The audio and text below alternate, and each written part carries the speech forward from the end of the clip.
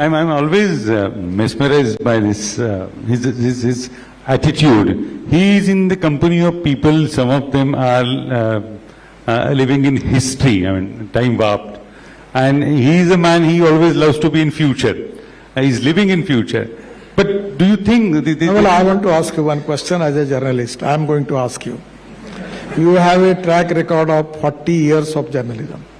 Can you tell me a single incident, what I declare, what I say, which is not going to happen? Anything? Have you got any Exactly example? was the question. So I am not showing the dreams. सपने दिखाने वाले लोगों को अच्छे लगते हैं, पर दिखाए हुए सपने अगर पूरे नहीं करते तो लोग पिटाई करते हैं. तो मैं जो बात कर रहा हूं, जो हो सकता है वही कहूंगा, और जो मेरा ट्रैक रिकॉर्ड है, विथ ड्यू रिस्पेक्ट और नम्रता, तुम्हारे जैसा कोई पत्रकार मेरे कोई डिक्लेरेशन के बारे में ये क्यों नहीं हुआ ये पूछ नहीं सकता, और मैं बोल देता हूं कि अगर नहीं हुआ तो ब्रेकिंग न्यूज लगा दो. That's exactly was the question. You are surrounded by not exactly naysayer, but status quoist, you know. कुछ नहीं हो सकता kind of a mindset. So when you project such great things, you know, you envisage huge infrastructure boost, do you get reactions like कुछ भी बोलते हो? I mean, ये नहीं हो सकता kind of a thing, you know. Sir, total हमारा जो माइंड सेटअप है, जो सिस्टम का है, वो पूरा नेगेटिव है. बहुत कम लोग पॉजिटिव होते हैं और बहुत विद्वान लोग ऐसे हैं कि वो बताते हैं कि ये काम कैसे नहीं हो सकता, ये कितना डिफिकल्ट है. मैं अभी एक स्टडी कर रहा था कि एक्सीडेंट्स होते हैं देश में, तो अब मैं ये कंक्लूजन पे आया क्योंकि हमें उसमें सक्सेस नहीं मिल पाया कि ये ह्यूमन बिहेवियर को ही बदलना पड़ेगा. वैसे गवर्नमेंट सिस्टम में या एडमिनिस्ट्रेटिव सिस्टम में लोग होशियार होते हैं.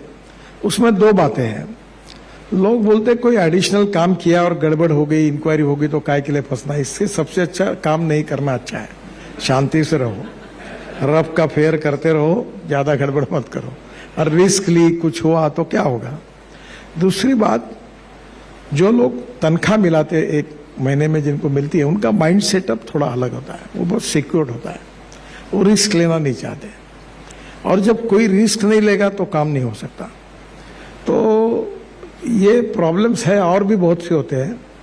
पर positivity, transparency, corruption free system, commitment for your target, and most important thing is, मैं कभी कभी कहता हूं, I like people who can I like people who can get the things done. Even I like people who can take the wrong decisions. But I dislike honest people who don't want to take the decisions. मैंने हमारे एक बहुत बड़े अधिकारी को कहा, good for nothing fellows, मैंने उनको कहा कि आपका बहुत अच्छा है, आपका पत्नी पर प्रेम है, पर मुझे लगता है आपका पत्नी से भी ज्यादा प्रेम फाइल पर है, क्योंकि आप इतने दिन उसको चिपका के बैठते हो.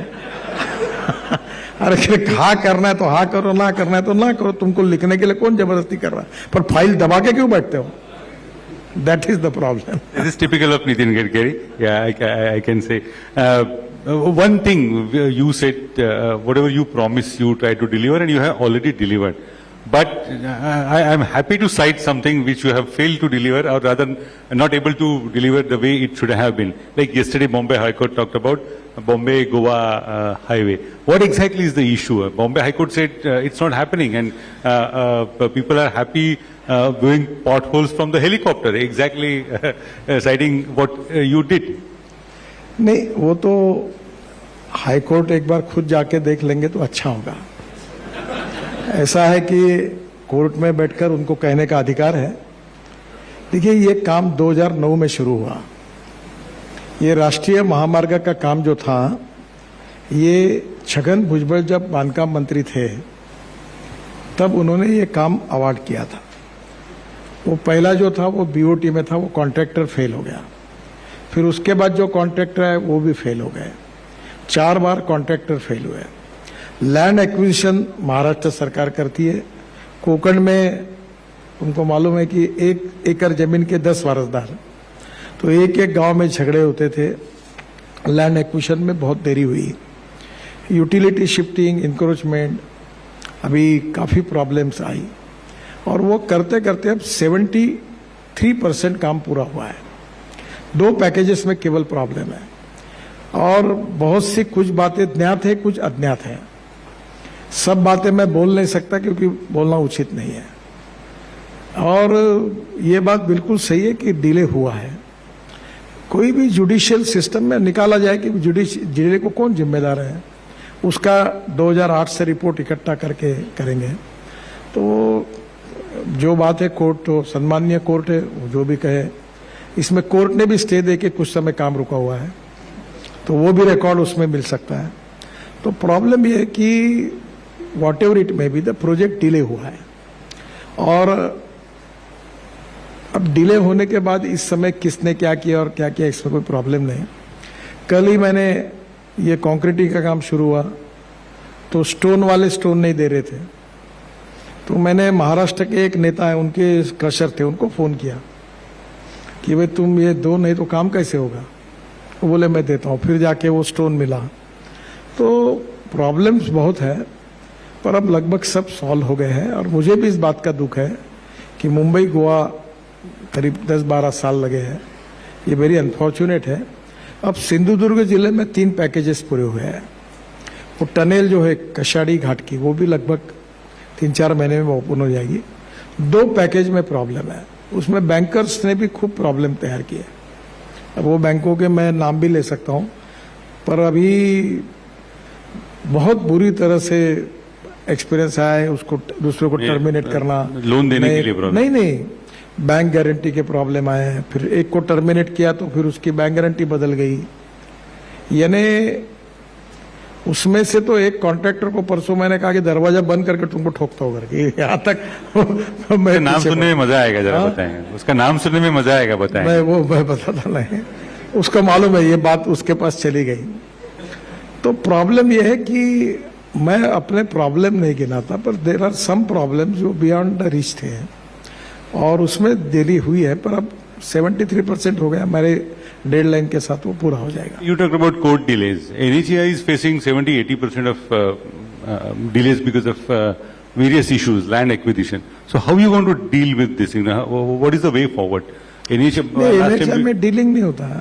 Last time you said with the land acquisition. आपको एक बात बता दो गिरीश, आप लोक सत्ता में आप एक बार एक अच्छी कहानी तैयार करो फ्रंट पेज पे।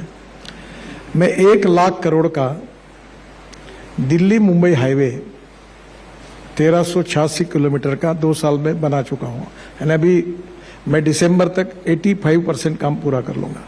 और मेरे घर के सामने नागपुर में महल में एक 2 किलोमीटर रोड है, मैं 7 साल से बना रहा हूं। और कितने बार कोर्ट में गए, कितने कोर्ट ने स्टे दिए, उनके नाम फोटो सहित मैं तुमको लिस्ट देता हूं। और अभी भी कोर्ट में गए। तो कभी ना कभी हिंदुस्तान में ऐसा है कि कोई ये कहने के लिए आता ही नहीं काम करो, जो आता वो बोलता पहले काम बंद करो।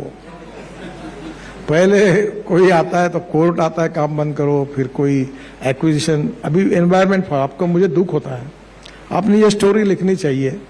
ये मुंबई अहमदाबाद रोड पर ये विरार पर ब्रिज है, ये अभी ये ब्रिज का उद्घाटन हुआ तो मुझे इनविटेशन दिया कि इसका उद्घाटन करो। तो मैंने मुझे शर्म आती है तो मैं उद्घाटन के लेने आता हूँ, ट्वीट कर दो और शुरू कर दो।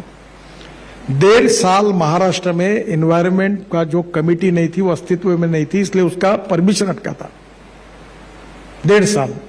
और कॉन्ट्रैक्टर पड़ा था। आप स्टोरी लिखो इस पे फ्रंट पेज पे, ये कौन कल्प्रिट है जिन्होंने इतने दिन रुकाया करके।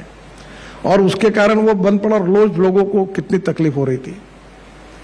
बाद में उसके साथ जो जो प्रॉब्लम्स आए हैं, आखिर तुम अगर रोड बनाओगे तो क्या हवा में बनाओगे?